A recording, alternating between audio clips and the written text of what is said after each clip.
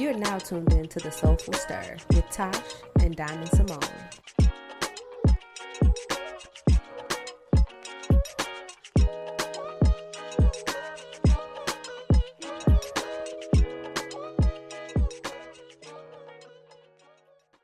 Okay, we live for real this time.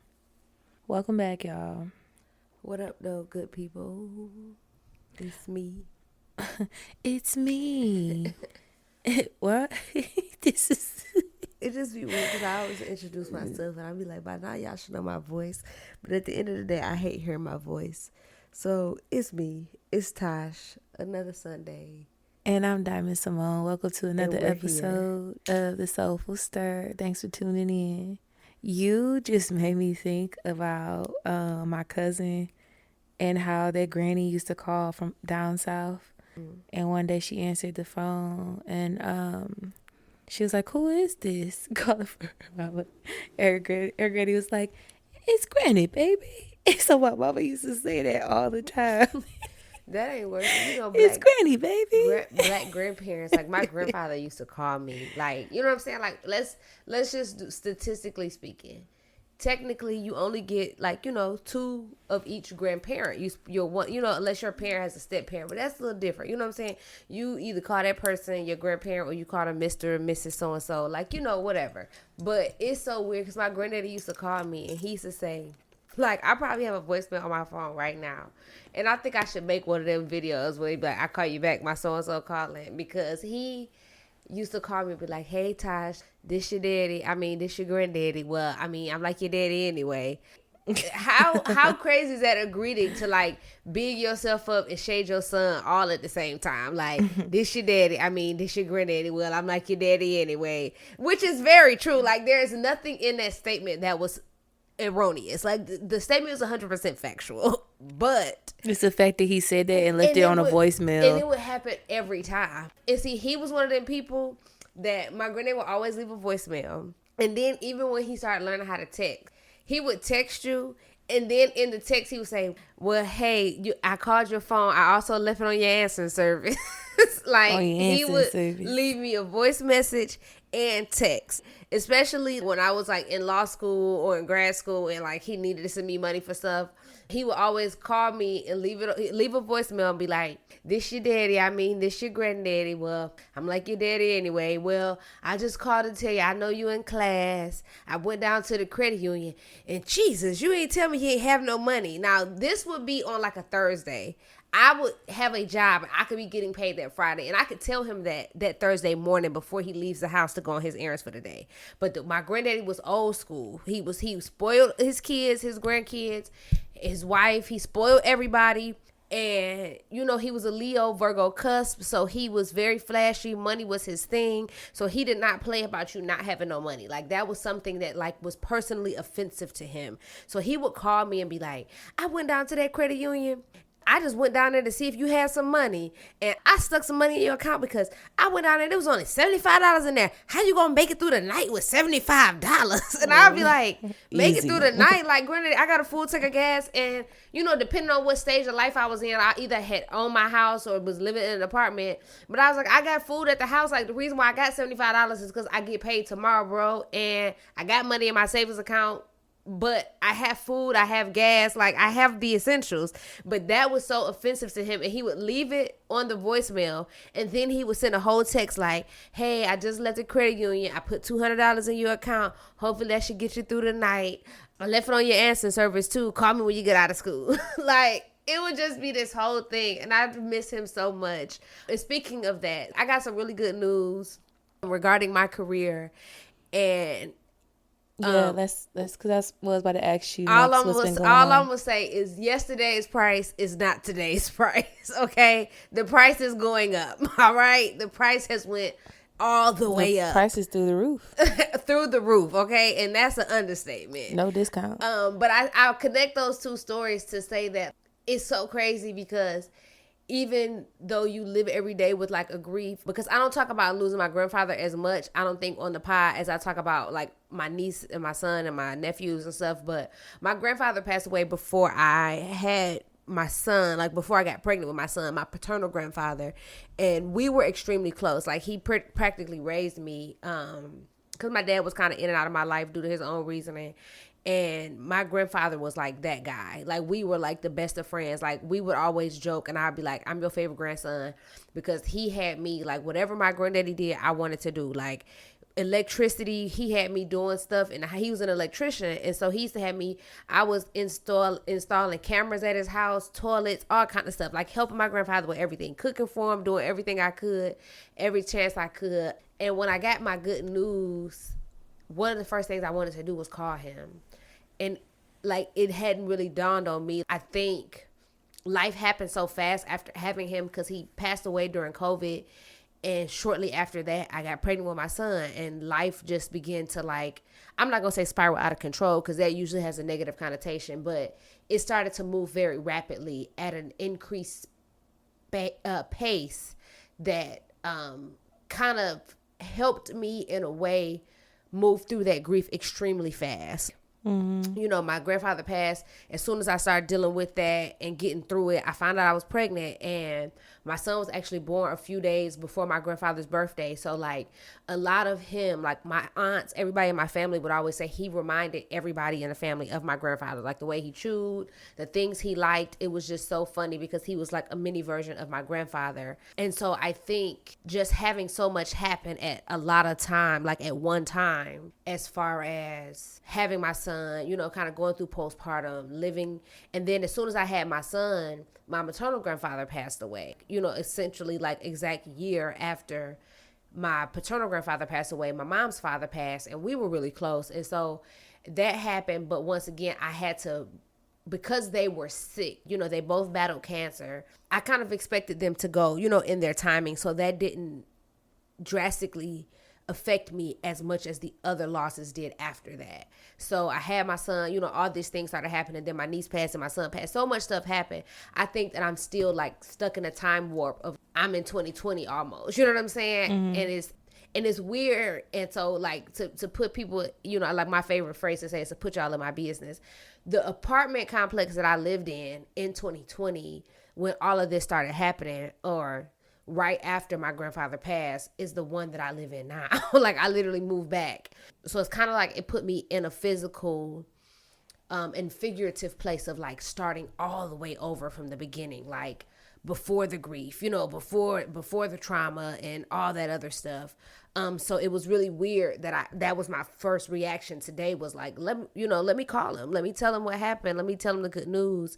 And I couldn't. I say all that to say, like, I've gotten some extremely good news, but I think my therapist and I talk about this a lot. And it's when you start experiencing extreme grief and compounded grief in a way that I have, and the way that my sisters and, you know, people in my family that we've experienced as of late, it's really hard to kind of bask in those good times. Like it's really good, but you know, it's like the other side of the pillow, like you flip it over and then it's like, okay, you just had these warm, fuzzy feelings, but now it's cold again, because I realized that I couldn't call my grandfather and tell him, you know what I'm saying? I couldn't share this with my nephews. I couldn't share this with my niece. You know, one of the things I thought about was like, oh, we should get cupcakes, because that's one thing we would do for my son. If, you know, we had really good news or good things happen as a family, we would go get cupcakes. And I was like, oh, we should get, and it was like, oh, who you gonna get cupcakes for? Because girl, it's just you. It's just you on your own now. So that was kind of weird, but all in all, I'm extremely happy. This is something that I've been working toward and fighting to achieve for years now. And I say all that, and it kind of goes hand in hand with what I was just saying. I tried to fight through my grief on 2 different occasions to make this happen for myself, and it didn't work. I was grieving, you know, like I just lost my grandfather. I was pregnant with my son when I did it the first time, and then I tried to turn around and do it right after I lost my son the second time, and it was just like, girl, this is not the right time. And this time it was, you know, which is also, once again, one of those things where it's a good, very, very, very good news, but it's coming, you know, it came a week before the anniversary, you know, the 2-year anniversary of my son's transition. So I'm extremely happy, but then I'm also realizing that it's also still that time of year. You know what I'm saying? I don't think I could truly bask in the glory of what it could have been or how I should have perceived it, because it's still 9 days away from what I like to refer to as the day of hell. It literally is, I can count the days on one hand, well, on both hands. Like, I can count them in my mind. I don't have to do the math. Like, every day I wake up and it's like, oh my God, it's 8 days, 7 days. Like, I literally count. It was like that last year. So I'm extremely excited. I think as the days go on, I'll feel a little bit more comfortable. It feels a lot surreal right now. But mainly because, once again, I'm still battling like this extreme grief. You know what I'm saying? Like, I'm coming up on like an extremely traumatic time of year.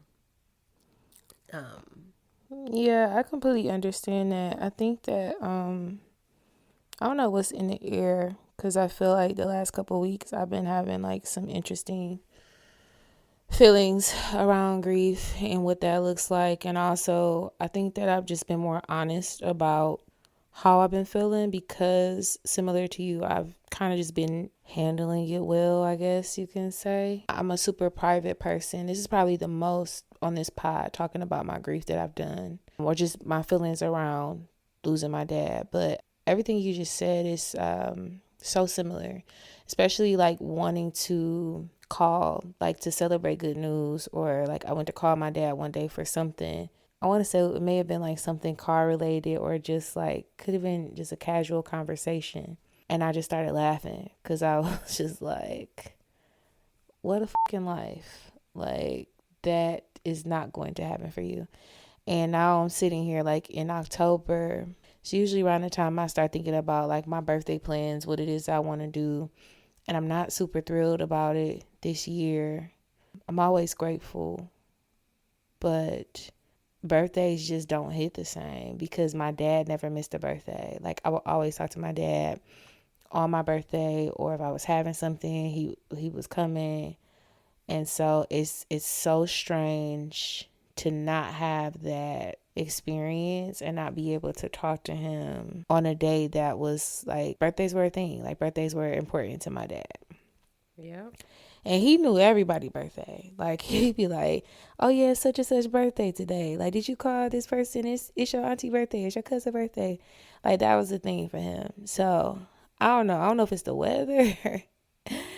I don't know. But I just feel like, I just want to have a conversation with my dad.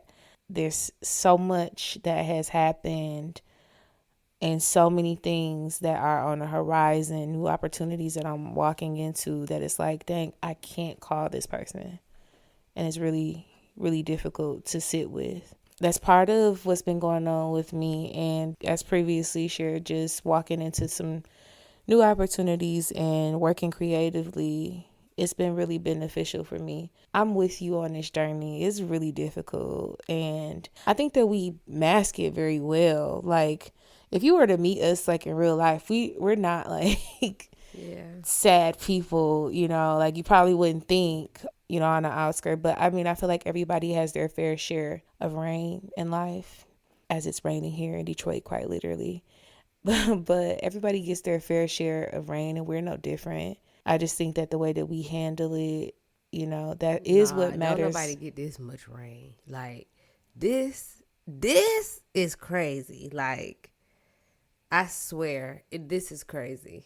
Like, this life experience, we literally be sitting back. I'll be talking to my sister sometime, and we be like, how is this real? Yeah, and we're such a, I'm not gonna say morbid family, but we're like, we got dry humor, and we do laugh at stuff that's kind of inappropriate. You know what I'm saying? And we kind of laugh because at this point you gotta laugh to keep from crying. But like, we literally sat around and was like, we didn't experience everything but a suicide. My niece died in an accident.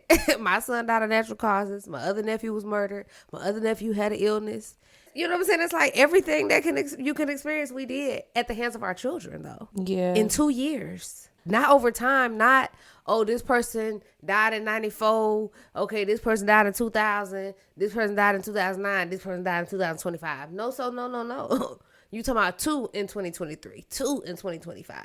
Yeah, it's very difficult. I always consider it, but I think that the likelihood of something of that magnitude seems low for other people.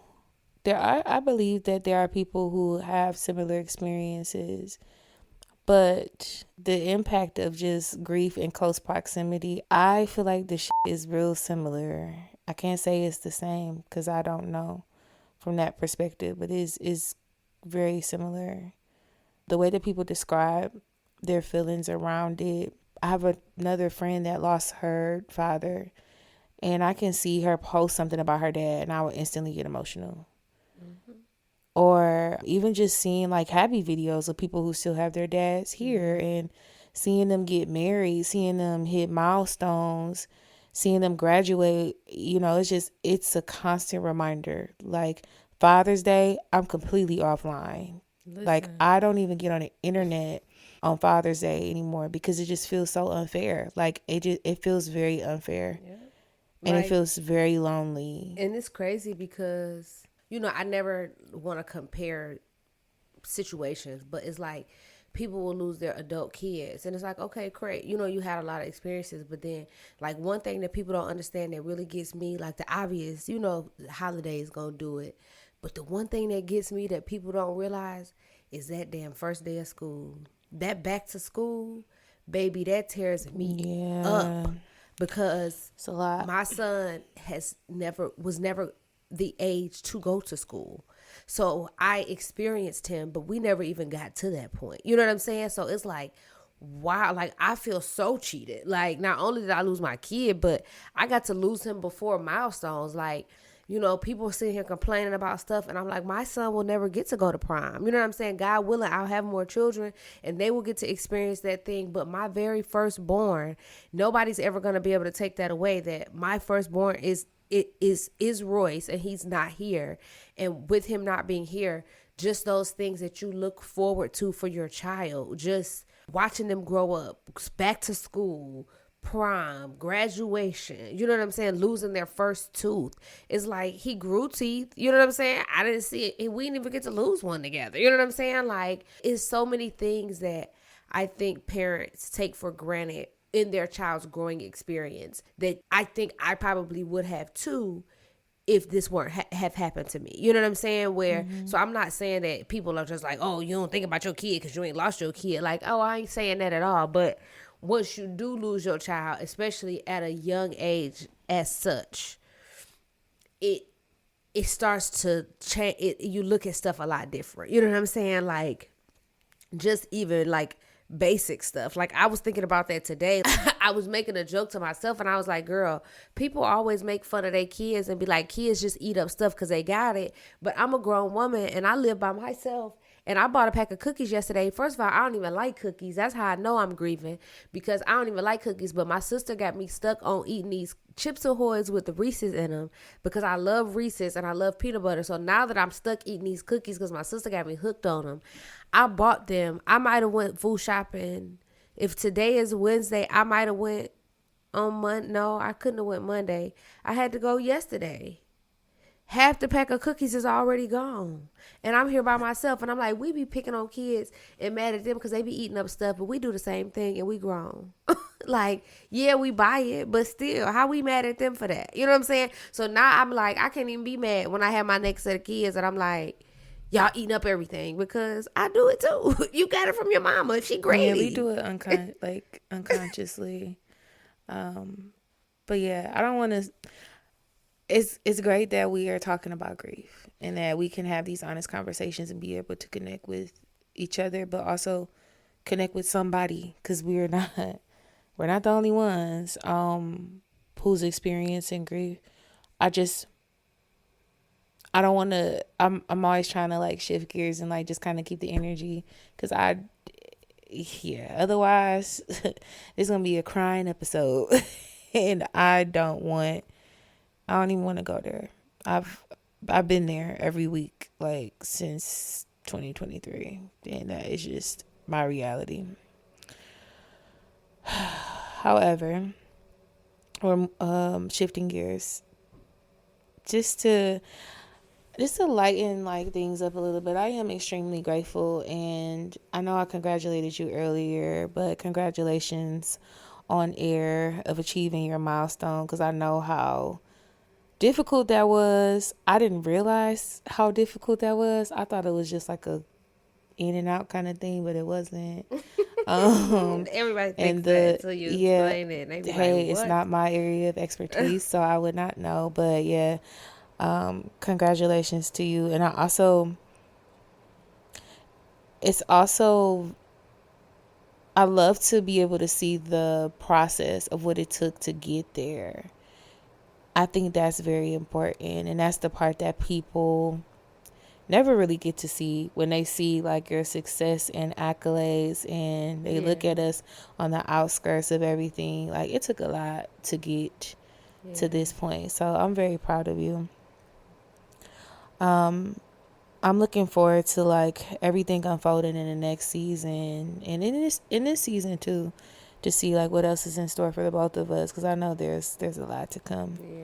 I do want to jump into mind, body, and balance. I mean, well, I know we talked about grief quite a bit, and that definitely serves as a part of the mind, body, and balance sector. But something else also has been on my radar and almost everyone's timeline, it seems. Gucci Mane and Keyshia Ka'Oir.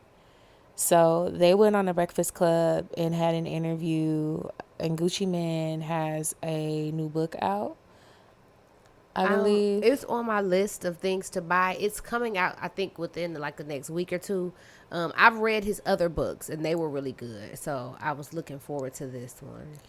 So yeah, he has this new book that's coming out. It's actually not out yet, but what caught my eye and what caught a lot of people's eye or ears within this conversation was the conversation around him being schizophrenic and how Keyshia Ka'Oir handles him having an episode when he's in that space. So I saw a lot of mixed things online. Some people had a lot to say. Some people were like, she's a great wife, or they were, inspired by the way that she detailed, her process for handling when he's having a psychotic break, if you will. I had many thoughts, but when I was reading the comments, I had many thoughts like, what?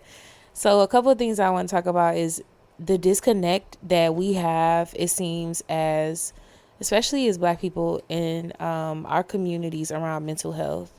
So many of our ancestors and of our current family members have mental health issues, and they have not been properly diagnosed. And a big part of that is because people are in denial. The other part of it is a lack of education around what mental health actually consists of and what the disorders are, how to identify them, etc. So I thought it was really interesting that some people were saying that she was just trying to control him, and they would never want somebody like a partner like that's that controlling. And I'm just like, what? Because I didn't look at it like that. I looked at it as this is a supportive partner that understands his disorder, that understands how to properly handle him, and that's also mindful and cognizant of the fact that he does have a brand to uphold. He has a profession and an image to uphold, and if he was to get on these social media platforms and have these episodes out loud or in the public, it could possibly be detrimental to everything that he's worked so hard to build, and she has too. I think it's interesting that you brought up his brand, because the disconnect I think people are making, or what people are failing to connect the dots. Or I listened to his autobiography. It was like the autobiography of Gucci Mane. I listened to it years ago when he first wrote it. If you ever know, like, living in Atlanta at that time, and like, just being hood adjacent, and being like, I done put up at the BP on Northside Drive and seen him in the yellow Lambo. He done hopped out the car and spoke to me and my friends, and I done been at the tattoo shop on Counter Road, and he done put up in the yellow Lamb. Like, I've been around Gucci in enough senses, not like hanging with him directly, but Gucci is one of them people who make himself seen in Atlanta. Like, he was never, back then, he was never one of them people that stayed ducked off like a celebrity. And a lot of that has to do with mental health. You know what I'm saying? A lot of the ways he was that people laughed at and the things that we thought were comical about him were due to his mental illness. And I don't think he actually addressed it, because in his first book, he never addressed it as such. We didn't start hearing him talk about mental illness and him being schizophrenic until after he spent that time in prison. But when we think about it, the brand that she's trying to protect is essentially the brand that she created. Let's be clear. Keyshia Ka'Oir is a woman of Caribbean descent. She ain't about to play with no man. Facts. She's not playing the radio with this man. So when he gave her that money and she invested it and did what she was supposed to do, she had all them strippers buying that tea and that fluorescent bright color lipstick. Remember, she had them Keyshia Ka'Oir. She had everybody walk around with the blue and purple and green and black lipsticks and selling that flat tummy tea that had you boo-booing every 2 hours on the hour. That stuff. Yes, when she took all his money and did all that, she created this new brand. So that was around the time when people, you got to think about it, he got out of prison. Everybody like, Gucci got a clone. No, Gucci is just healthy now, because he was probably in that prison cutting up, and they probably made him go see somebody about his mental health, and they probably got him stabilized in jail, because they have to give you mental health medicine. If you causing a ruckus and you fighting and you doing all this stuff on the yard, and they realize it's something medical, they're going to treat it. So if he went to go see somebody and he was able to get off, like, don't get me wrong, I'm not one of those people that's green and don't believe there are drugs in prisons. I believe there are way more drugs in prison than on the streets. But it's a lot differently when you're making them in the prison. It's not a lot of smuggling as people would think it is, as much so as people making stuff in the jail. And when you make it, you're clearly making it with whatever is in the jail, which you don't have a wide variety of ingredients. I'll say that. I say all of that to say he got off them street drugs. He got off all of that stuff that he was buying in the bluff, and he was buying in the trenches in Atlanta, and his mind started to probably clear a little bit, you know what I'm saying, as much as it can with schizophrenia, to the point that he realized that something else was wrong with him. This new Gucci that we see is post-prison Gucci. We're talking about a totally different person. Yes, he's still the same person. Like, I don't want nobody like, oh yeah, well, you said he wasn't the same person, he a clone. No, he's still the same person, but he's not the same person, because he's actually becoming who he's supposed to be, because he's taking care of his mental health. Yeah, and I think that there's nothing greater than having a partner who understands that, who supports and fosters that, and is dedicated to protecting their partner, especially when they're in that space, because it's such a delicate space. It's just a delicate situation all the way around. But I think that a lot of what I was seeing as far as the negative comments, it just came simply from that disconnect, from that misunderstanding of everything that you just said, and from the overall or overarching theme of just misunderstanding mental health in general, and people just not being very well versed and connected to what is actually going on, and who is this person actually versus the person that we see on the television or whose records that we support. So I was inspired by the action. I'm like, dang, that's really dope that he has somebody that does not play with him or about him in terms of that, or in general. It seems, she detailed her process. She's like, I have a whole process. I take his apps off of his phone. If I got to change his passwords, she'll change his password so that he cannot access the outside world for them to know what he has going on, or that he's having a schizophrenic episode. And I feel like that's so important.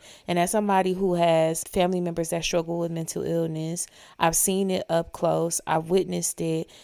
It is a complete different person than who I was used to. When somebody is going through that and experiencing a psychotic breakdown, it's tough, I will say that, but it's just such a delicate situation.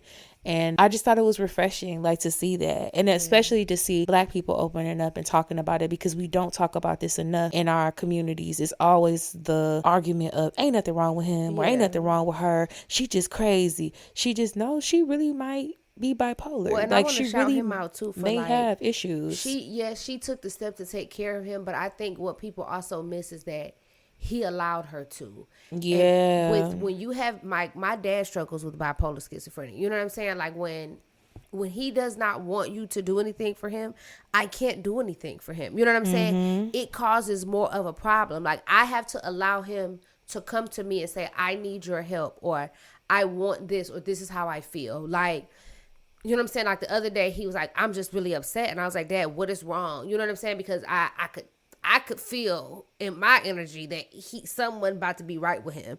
I kept telling him, like, calm down, explain it to me. And when he explained it to me, I had to then go and validate his feelings.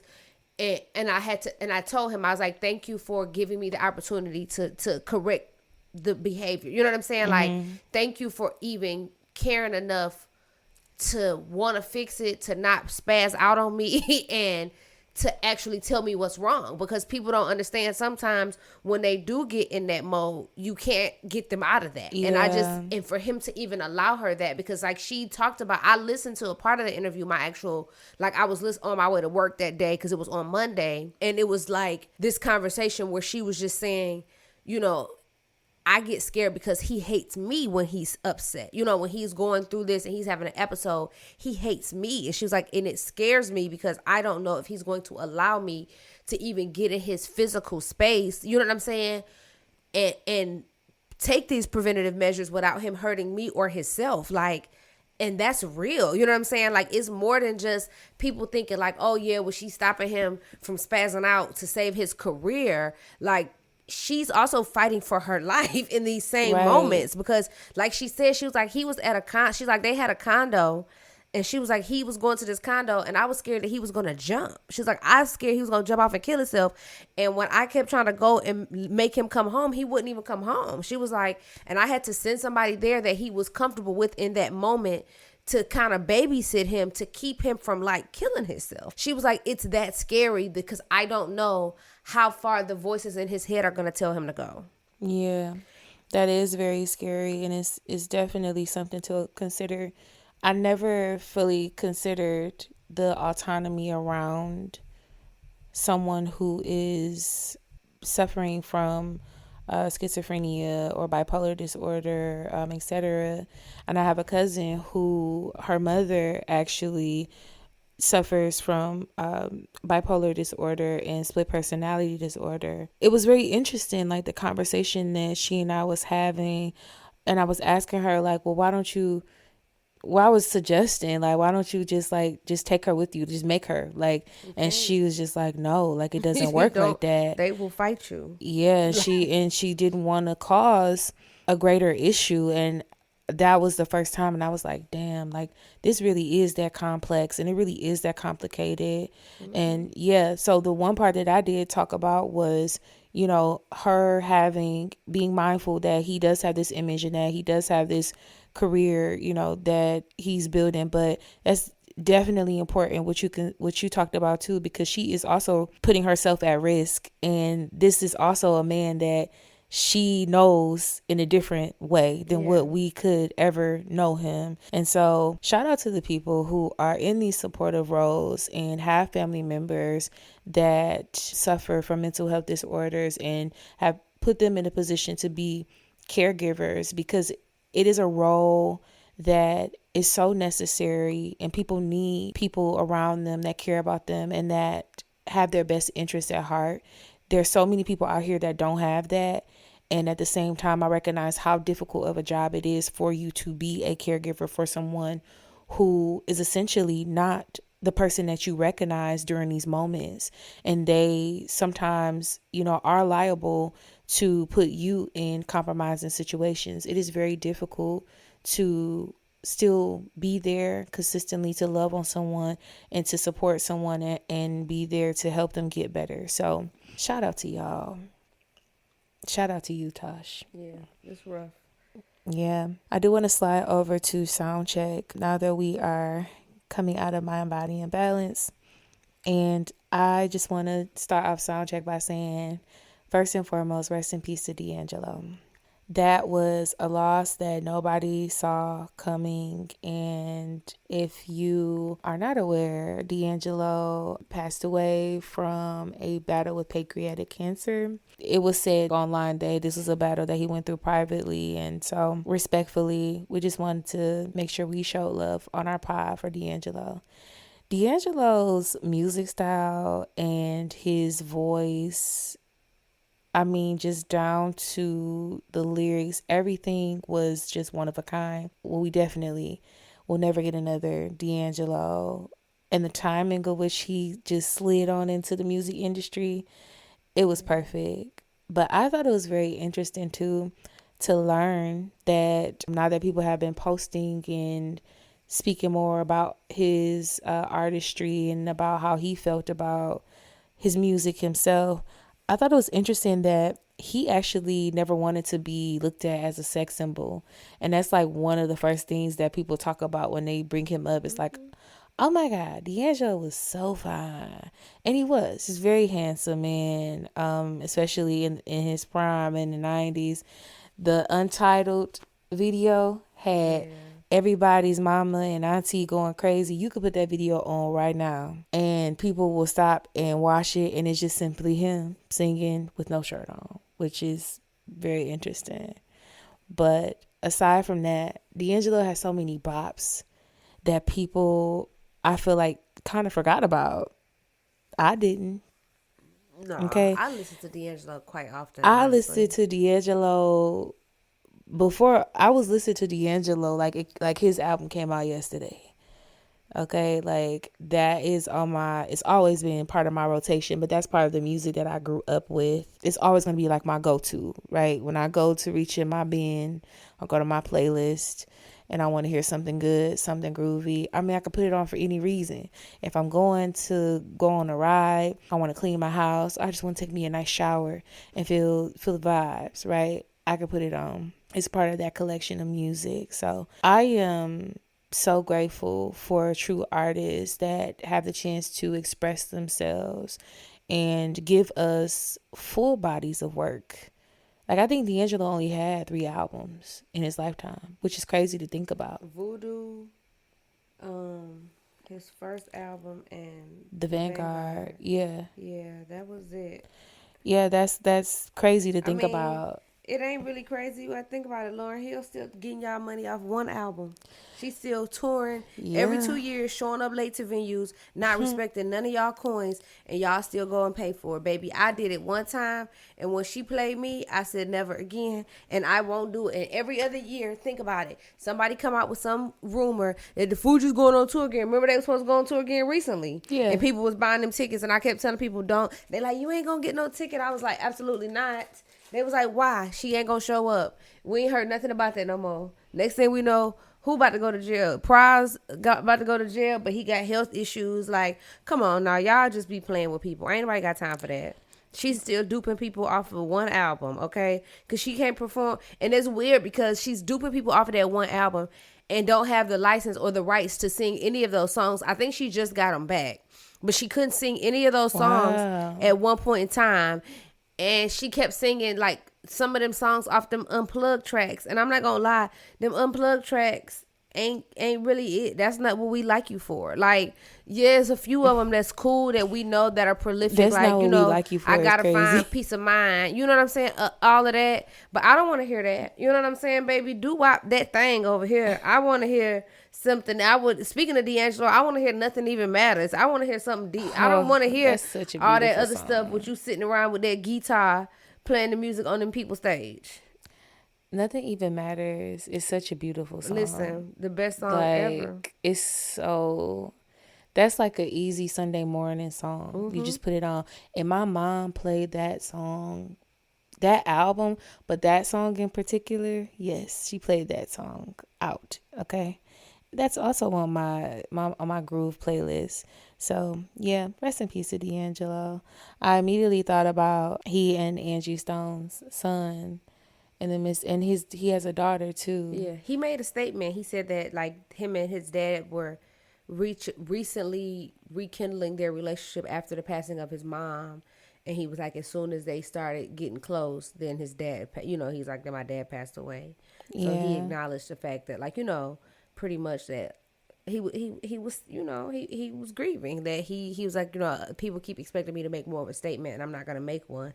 He was like, it's just really bad that, me and my dad started getting close at the passing of my mom. And then shortly after he passed away. Yeah, and actually he had, I stand corrected, he had 3 children. When that happened, I just immediately thought about what we was talking about earlier, grief, the magnitude of that. Speaking of artists that produce full bodies of work, I spent my weekend and this week listening to Detroit's own Charity Ward. When I say that Charity is one of Detroit's best kept gems, I truly believe that. She's so talented, and she's a really sweet person too. I know Charity personally, but that's not why I'm saying that her music is good. That this album in particular, Warm and Soft, is great. I like to listen to my projects from top to bottom. Y'all know that. Start at the top and finish it on through. And then I go back and I listen again to hear like what I may have missed.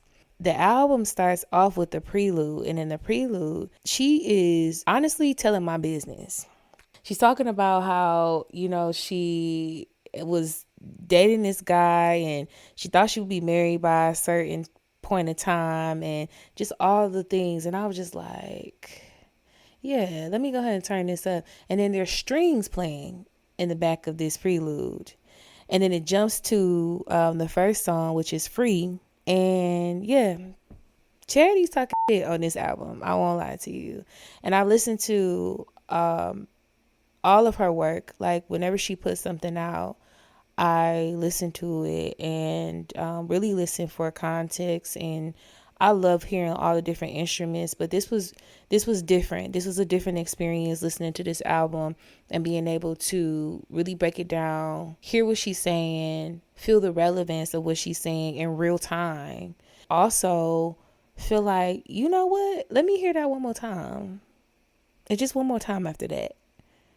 And one more time for good measure. Almost all of the songs are in my favorites list. Like I've single-handedly played this album out on Tidal. This album is a full body of work. So if you are not familiar with Charity, if you are, then if you know, you know. Okay, the project just dropped last Friday. Get into it. The album is called Warm and Soft. Tash, you haven't heard it yet. No, I haven't had a chance to listen to it yet, but I love Charity. I pretty much like anything that she puts out thus far, and everything that she's put out. So I'm excited about listening to it. As we know, I'm never, when anybody drops anything now, I'm just never in a rush to be like, oh my God, I got to listen to it today because it just dropped. I'm just never in that mood. I got to really feel like I'm ready to listen to it. And I just been caught up doing so much stuff with work and once again grieving that I just ain't been in this. And I've also been like reading a lot lately, so I just haven't sat down and took the time to, but I probably will very soon because it's on the list of things to do. No, I get it. Because I ain't even gonna lie, I still haven't even listened to Cardi's full album. Yeah, so I understand all of that. I'm the same way, honestly. Like I don't listen to albums like right when they come out when most people are listening to them. But this was an album that I was anticipating. Like I really wanted to hear it, and I really wanted to hear the new tracks and how her artistry has come together in the time frame that she's given herself to create. I knew it was gonna be good. Yeah, I mean it's no, and that's probably another reason why I haven't been in a rush, because I already know the quality is always there. The quality is gonna be there. So I really enjoyed this album, and it's also like being able to hear her slide on something sexy. Like she got some sexy tracks on there that's like, okay, Charity. Yeah, she's taking us like on a nice little ride, on a nice wave. And it's definitely one of those albums that you could put on at any time. Like I went from cleaning my house, listening to it, putting it on, hearing the context of everything, grooving, and I got in my car and played it one more time and went on my trip to run my errands and came back. Like, I can listen to Save Your Soul one more time. I could listen to Deeper one more time. I could go back and listen to those strings on Free again and hear all the shit she talking and put my sunglasses on and be like, you know what? I feel that way too. I feel the exact same way. So shout out to Charity, Detroit's own. I am looking forward to the show. I can't wait because I know that's going to be fire. Her visuals she's been putting out, fire. And she's absolutely stunning. So yeah, if you haven't heard of Charity, just go ahead and check her out. You will not be disappointed. I wonder if we can get her on the pod one day. Oh, we're definitely going to get her on here. Let's speak that into existence and manifest it. That would be lovely. Speaking of, I think I'm going to go ahead and segue into rhythm and groove, because that makes me Charity makes me think about relationships. And I'm not gonna say how horrible men are, but like my favorite song by Charity is actually Eclipse. Yeah, that's a good one. Where she says that sometimes the moon eclipses the sun and it makes you think that he's the brighter one. And I feel like today, in today's society, like based on what I see in observation and what I pick up based on the stories of women and what I pick up based on the consensus of social media comments, posts, so on and such and so forth. Why do men think they're the prize right now? Like, when did the switch happen? Because it's like men don't even know how to hold conversations nowadays. Back in the day, a man would be like, I like you. I need your phone number. I want to talk to you. Now, grown men be like, I like you on Instagram. And then be like, cricket, cricket, cricket. I want you. Okay, what you gonna do about it? You know what I'm saying? Are you gonna ask me for my phone number? Are you gonna ask me out on a date? Are you gonna send me some money? You know what I'm saying? Like, you gonna are you gonna send me some money? Like, you know, because in today's age, like, I'm not trying to be funny, but do something different. Like, you know, especially when you're talking about virtually flirting. Like, a lot of people be trying to talk to people, especially when you're talking about people that talk via social media. Sometimes they might be in different states or whatever. If you don't be getting up in the morning sending me no DM to my how you doing this morning, nigga, send me $5 and be like, hey, go coffee on me today. You know what I'm saying? Like, come on now. Like, you got to do a little bit more. Like, where's the effort? And I think I had this conversation with you the other day when I went on my whole diatribe about the reason why we're in such a bad way is because women have f***ed up the ecosystem. Like, we allow so much of that stuff to go on. Now men think that that's okay. It's like, you'll text a man and be like, hey, how you doing today? And first of all, I ain't texting nobody first. You know what I'm saying? So if I text you first, you better respond to me. Don't let me text you first and be like, hey, how you doing? Or, you know, my little line be like, hey, handsome, how you doing today? Don't text me back and be like, I'm good. And then don't say nothing else for the rest of the day and be like, well, and I'll be like, well, you ain't never text me back, but I did say I was good. Do you know how to keep a conversation going? Yeah. Are you slow? You know what I'm saying? Just a little bit. Like, I just be wanting to know. You know what I'm saying? A little bit is crazy. Because how do you sit with your homeboys all day on the game and y'all can have conversation on conversation, and when you tell me you just getting off work and I say, okay, what you got planned for the rest of the day? It's just crickets. And then the next day you text me back like, hey, stranger.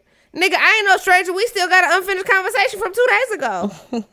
You know what I'm saying? Like, that's so wild to me. Like, what? And don't keep doing that with the I want you, I want to see you. Make some plans. Like, do something. Like, what is wrong with men today? Like, why do you think you the prize? Why do you think I should be calling you and chasing you? I think it is in alignment with everything that you said. Like, women, we really do set the standard. It's a deeper issue we can go on and on about, because that comes from women also not recognizing how they're supposed to be courted, never being taught, especially Black girls, Black women. Dating and relationships, it's kind of taboo for us growing up. And then you hit that age where you should know, how to be courted or what to expect of a man, what standard to hold this man to, and what you deserve. And so much of life had passed by of parents just avoiding those conversations and the context around it. Now, my mom, she didn't really play those kind of reindeer games. Like, we did have to sit down and have those important talks when I became of age, and then also when I started dating, like what to expect, how a man should be courting you, how you conduct yourself as a young lady on a date with a young man, etc. But I think that there's a lot of misconversations around that, and I think that it starts in our homes. It starts with the parents. It starts with setting the standards. It starts with fathers being not present in their children's lives too, and young women and young men not seeing things by example, or even if they are present, maybe they have never seen their parents in a state of intimacy in terms of seeing how their dad is courting their mom, and witnessing the expectations and how their mom set those standards for their dad, vice versa. I 100% agree with that. We talking about a totally different demographic. Me and you talking about a different demographic. You talking about young people. I'm talking about grown ass people that's been married before. They got kids. I'm holding them accountable. I don't care what your parents taught you, because at this point, I'm talking about men that are in their 30s and 40s that have been married before, that have children. I don't care about what your parents. Look at her belly. I don't care what your parents taught you then, because at this point we at that age where now, you know, we post all the memes on social media where it's like, you cannot be saying I'm like this now because you're grown. You have to go to therapy. You got to fix yourself. I'm talking about these kind of grown men, like grown men that you expect to have experience. Like, you're a divorcee. Why don't you know how to hold a conversation with a woman? Like, how did you get married and have a whole marriage with a woman and you don't even know how to hold a conversation? How did you court a woman long enough to lay down with her and have a baby with her, and you don't know how to have a conversation with her? Again, that goes back to, you find the right one, and there are plenty of them out here, just like you said, they're not setting the standard, and they also they have a misunderstanding of their own worth, their own self-worth. So they end up settling for men like that. And sometimes it's just a matter of being able to say, I got a partner. Well, I got a man at home. Shantae's got a man at home. Like, maybe it's a matter of that. You know, so many situations, but it does come down to the fact that people are going to treat you the way that you demand to be treated. And it's up to us, men and women, because sometimes women be dogging men too, and they don't be treating them right. It's up to you to decide what you're going to deal with, who you're going to deal with, and what you will allow, because what you will allow will continue. Absolutely. And what you don't require, it will not be done. It just won't. If you don't come out the gate saying, I expect this, or, you know, you're not going to be calling me at a certain time. This is how my schedule runs. Make some plans. That is what I expect. Then they have no choice but to show up the way that you're demanding, if they're serious about you. But if not, then they're going to keep, you know, playing on with their same old game. And then you can actively make a decision from there. But don't waste your time. Don't waste your time. Y'all heard that, ladies. Don't waste your time. And if they mad at you because you stop picking up the phone, tell them Tash said it. Because who gonna check me, boo? They ain't gonna do nothing. Send them this way. I got hands. I will fight them, okay? And I'll drag them. We'll bring them on the pod. We can have like an episode on Maury. They ain't listen. They think that. Well, he's here right now. Let's bring him out. They think Auntie T around here we can have it, baby. You ain't seen nothing yet. Yeah, that would be quite terrifying, actually. That's a good point to make. Good talk about rhythm and groove. But yeah, but also too, but you know, I like to be fair. So right just before we segue, I want to make sure that I'm being fair too. And ladies, y'all got a whole good conversation too. Like, you gotta just, I don't know, like that's a whole nother episode. We can have a whole episode on that. But like, I have male friends, and some of the stuff that they tell me that y'all be saying, and some of these screenshots and stuff that people call themselves putting on social media, you know, to like expose the other person or to prove their point, to say, was I wrong or blah, blah, blah. Y'all, the stuff that y'all be saying, I be like, really? That's why these dudes don't like y'all, because y'all be saying some wild stuff too. And if I was a dude, I'd probably knock your teeth out. I mean, I ain't gonna say that. I don't believe in domestic violence. The old me do, but not the new me. I don't believe in domestic violence. So The I'm gonna say that old right me now. dude is crazy. I used to put some in some situations. Okay, I ain't gonna lie to you. As my friends, I done put my hands on a few of them. All right, that's not my proudest moment, but it's real. We real here on this podcast. I'm gonna keep it 100. I'm not gonna lie to you. I used to be out here fighting. Okay, straight Ike Turner, like closed fists, open hand slap, fighting. You know, that's one thing I've never done. I've had an ex get aggressive with me. No, to they where didn't put their I hands thought, on me. I was the aggressor. No, I know, but I'm saying like I've never been the aggressor, but I've been put in a situation where I thought my ex was going to hit me and I was ready. Yeah. But I'm glad that it never escalated to that because one of my exes Lord hit me knows. back, but he ain't had no choice because if he wouldn't hit me back, he probably would. I probably would have gouged his eye out or something. Like we was really into it, and that got real crazy. But yeah, that's a whole nother story for another day. But we the best of friends now. Me and him kick it. Like we talk to each other all the time. We text. You know what I'm saying? That's lovely. We send each other memes. Y'all can reminisce on the old times. Yeah, but I had it bad. Like my friends, they laugh about it, but I used to get real aggressive. Like it's not like I said, not my proudest moment, but hey, it is what it is. It's a part of my story. It's your truth. It's a part of my story.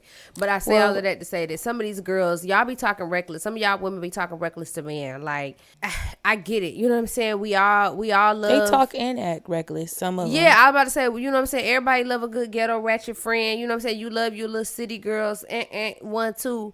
But when you talk about some real men's with the real men's with the real monies, they don't want to talk to you like that. And they don't want to be talked to like that. So y'all sometimes gotta, you know what I'm saying? Like, pipe down a little bit. Sometimes y'all be a little too eager. And, you know, the right men like to chase. Okay.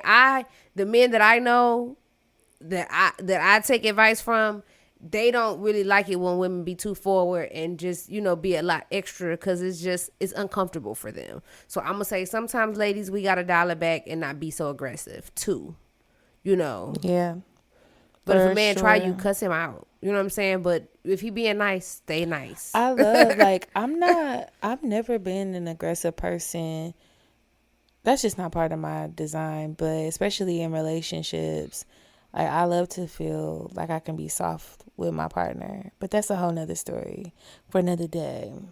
But I do want to slide over to the delicious dive just really quickly. I want to talk about ginger because I can't remember if we talked about ginger yet, but it came up on my radar because I was having a piece of ginger candy, a ginger chew today, which are really good for you. Ginger in general is just a wonderful tonic, a wonderful plant for you to have on deck, especially during the cold and flu season. It's good for your digestive system. It's good for your immune system. And one little tidbit that people typically don't know, ginger is really good for nausea. It is great for nausea, actually. It will help you by even just smelling it. Like if you take a thumb of ginger and boil some of it on the stove with some water, you can make you a little ginger tea real quick, and you can have that. It will help with everything, right? Your digestive system will help calm everything down. But also, it will help you with nausea if you just smell it and just take a whiff of that tea blend that you've brewed. I like to have it, well, I'll take ginger however I can get it, honestly. I will chop it up fresh. I will add it to my food. I love ginger. We cook with a lot of ginger in the Caribbean. Mm-hmm. So you probably had some food with some ginger in it, and depending on how much was in there, you probably didn't even realize that your oxtails probably had a little ginger in there. It's crazy. I love so much ginger, and it's such a staple for me, and always is just in general. I just like the taste of it. I like the spice. People used to laugh because Royce would like it, like how you could go and get like a ginger, pineapple, turmeric type of juice. I could bring it home to him and he would taste it. He said, "Ooh, it's spicy. I like it. It's spicy."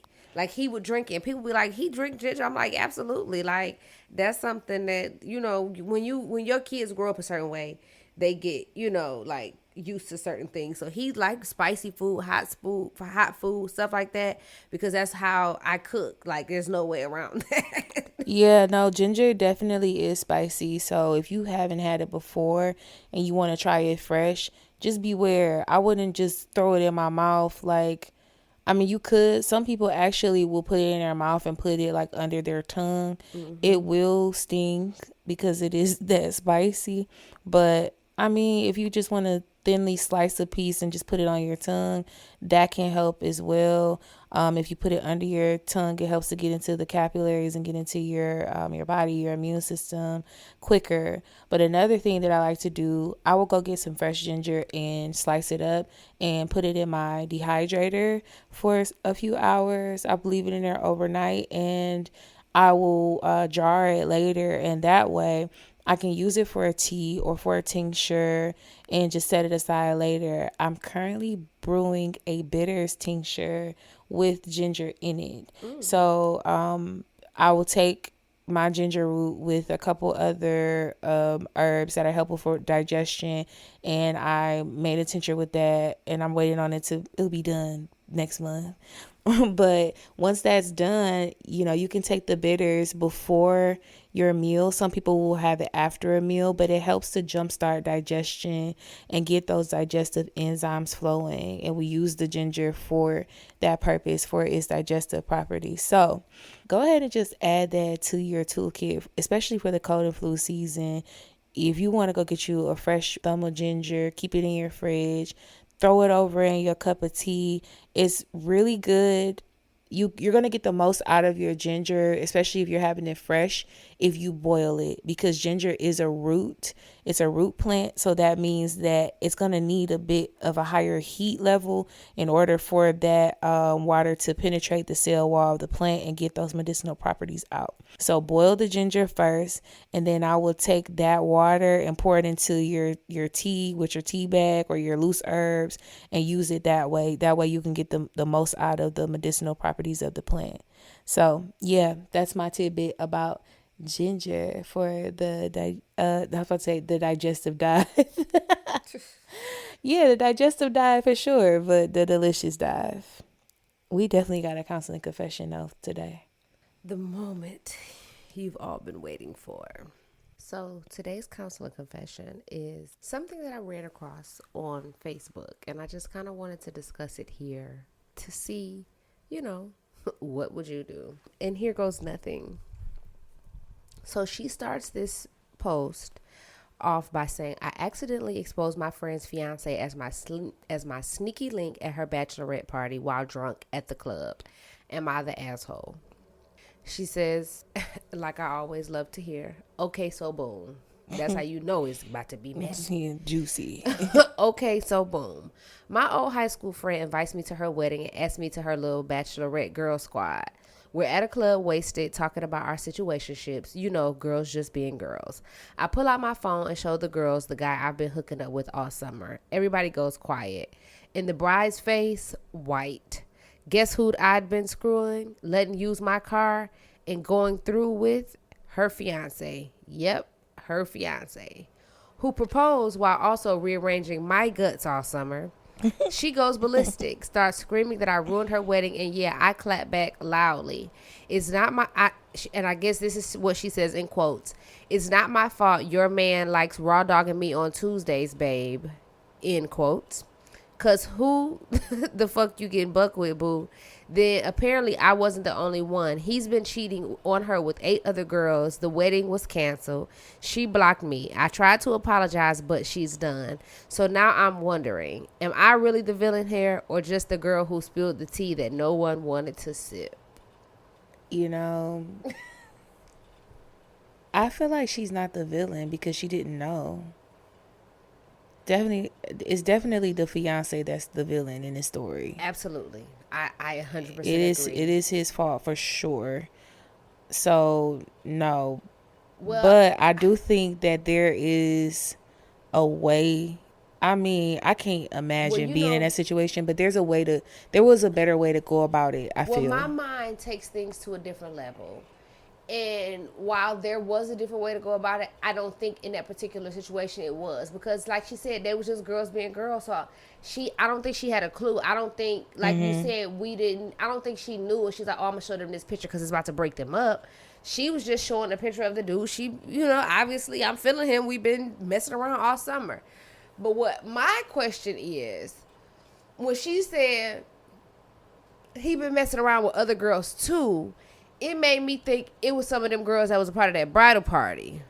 Now they the villains, because you knew. Because once you saw my phone, y'all got quiet too. Like, the bride wasn't the only person who saw my phone and was like, oh my God, that's my, soon to be husband.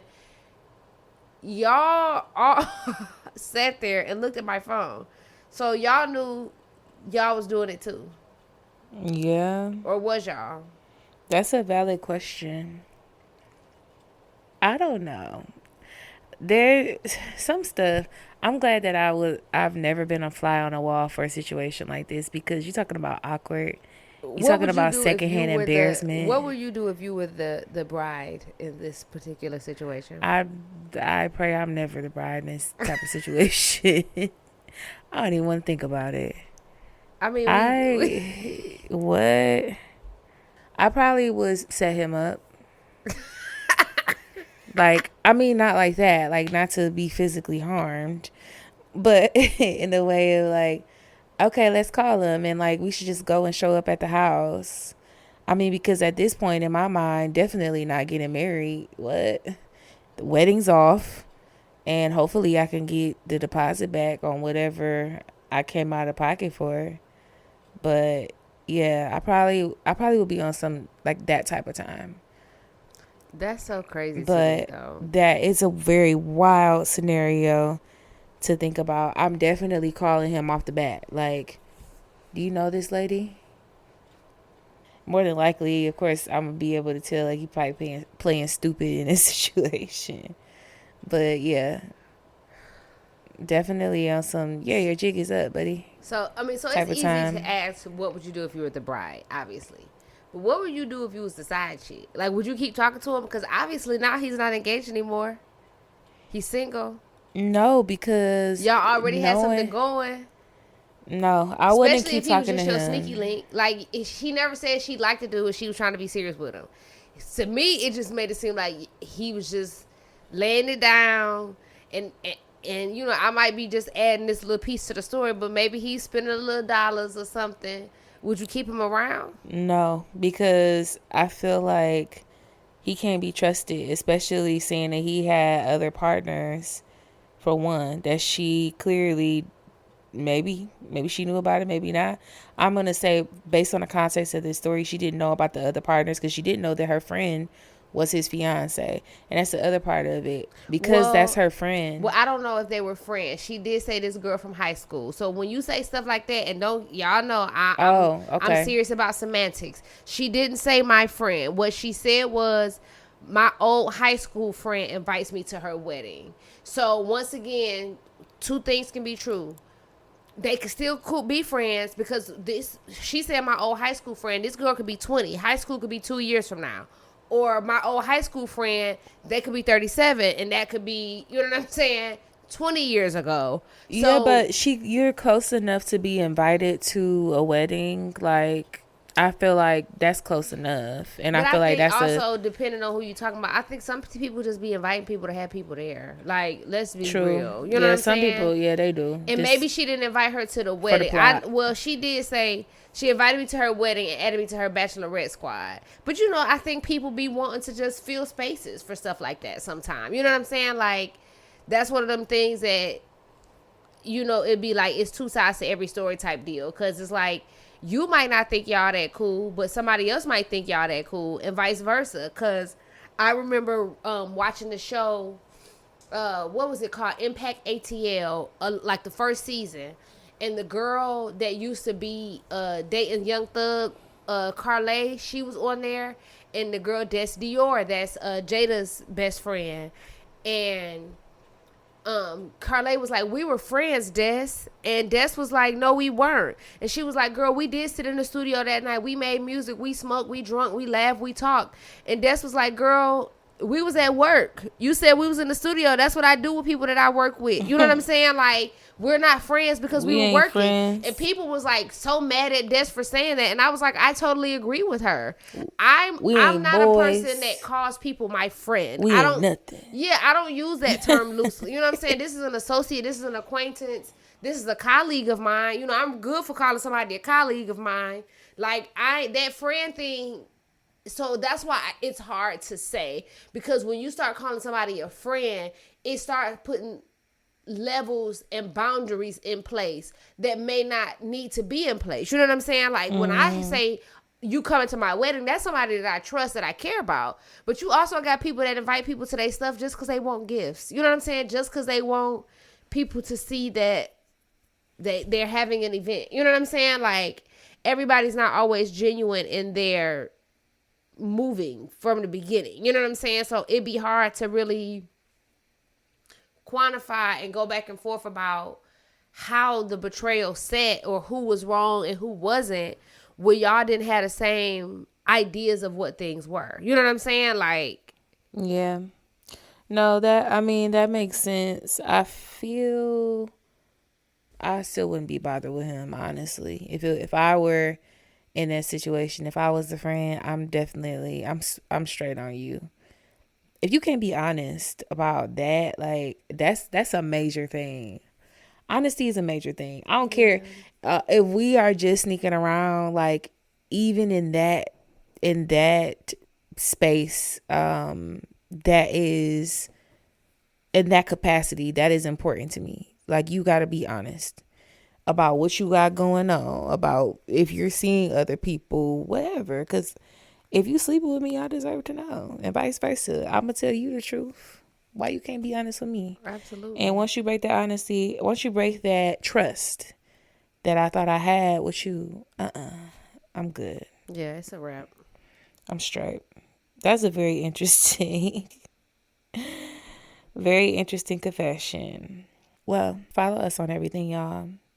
And when I say everything, I mean everything. No, follow us on YouTube, TikTok, Instagram, still getting Facebook together, at the Soulful Stir. Everything is at the Soulful Stir. Leave us a review so that we can continue to grow, so that people can see that this is a quality show. We would really appreciate that. And also, I'm going to say this one more time, because the event is coming up soon. On November 7th, I'll be joining the Macomb Alumni chapter of Dollas with, or at a night of poetry, art, and purpose. It is a fundraising event. Tickets are $50. The event is from 7 p.m. to 10 p.m. at Club 54 in Sterling Heights. I am the featured live artist for the night, so come kick it with me. Come have a conversation. Come kick it. It just catch the vibes. Okay. Tash, you got anything you want to add? No. Well, this has been another episode of The Soulful Stir. Thank you so much for listening.